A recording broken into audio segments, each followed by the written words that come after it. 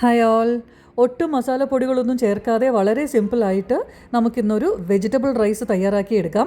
ഇത് ലഞ്ചിന് വേണ്ടിയിട്ടാണെങ്കിലും ലഞ്ച് ബോക്സിലേക്ക് പാക്ക് ചെയ്യാനും വളരെ നല്ലൊരു ഓപ്ഷനാണ്.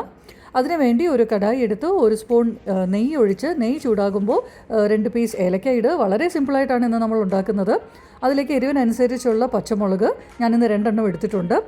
ഒരു വലിയ സൈസ് ഉള്ളി ചെറുതായിട്ട് അരിഞ്ഞത്, പിന്നെ ക്യാരറ്റ്, ക്യാപ്സിക്കം, ഗ്രീൻ പീസ് ഇത്രയും നന്നായിട്ടൊന്ന് വഴറ്റിയെടുക്കുക.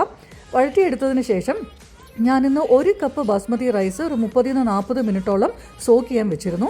റൈസ് ഇട്ട് കഴിഞ്ഞാൽ ഒരുപാട് അങ്ങ് ഇളക്കരുത്, വളരെ സൂക്ഷിച്ച് ഇളക്കണം. അത് 1 കപ്പ് ബാസ്മതി റൈസിന് 2 കപ്പ് വെള്ളം, 1 സ്പൂൺ നാരങ്ങാനീരും ചേർത്ത് ഉപ്പ് ഇട്ട് നമ്മൾ മൂടി വെക്കണം. ഇവിടെയാണ് ഞാനൊരു അബദ്ധം ചെയ്തത്. ഞാൻ ഉപ്പിടാൻ മറന്നുപോയി. ഒരല്പം സമയത്തിന് ശേഷമാണ് എനിക്കത് ഓർമ്മ വന്നത്. ഞാൻ അപ്പോൾ ഉപ്പ് ആഡ് ചെയ്തു. അതിനുശേഷം മൂടി വെച്ച് എനിക്കിന്ന് ഏകദേശം ഒരു 15 മിനിറ്റോളം കുക്ക് ചെയ്യാൻ സമയമെടുത്തു. ഞാനിപ്പോൾ ചെക്ക് ചെയ്യുന്നുണ്ട്, വെള്ളം കംപ്ലീറ്റ് വറ്റിക്കഴിഞ്ഞു. വെള്ളം കംപ്ലീറ്റ് വറ്റിക്കഴിഞ്ഞാൽ ഒരു ഫോർക്ക് ഉപയോഗിച്ച് നമ്മളത് നന്നായിട്ട് വെന്തിട്ടുണ്ടോ എന്ന് ചെക്ക് ചെയ്യുക. അതിനുശേഷം ആവശ്യമുള്ള മല്ലിയിലയും, ഞാനിന്ന് കുറച്ച് കാഷ്യൂസും കിസ്മിസും ഫ്രൈ ചെയ്ത് വെച്ചിരുന്നു. ഇനിയാണ് ഒരു 5-10 മിനിറ്റിലേക്ക് നമ്മളതിനെ ഡിസ്റ്റർബ് ചെയ്യാനേ പോകരുത്.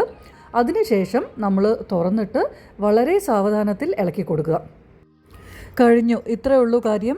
എല്ലാവരും ട്രൈ ചെയ്ത് നോക്കിയിട്ട് ഫീഡ്ബാക്ക് കമൻസിലൂടെ അറിയിക്കണേ. ഇത് ലഞ്ച് ബോക്സിലേക്ക് പാക്ക് ചെയ്യാൻ വേണ്ടിയിട്ടും വളരെ ഹെൽത്തി ആയിട്ടുള്ളൊരു ഓപ്ഷനാണ്. ട്രൈ ചെയ്ത് നോക്കുക. താങ്ക്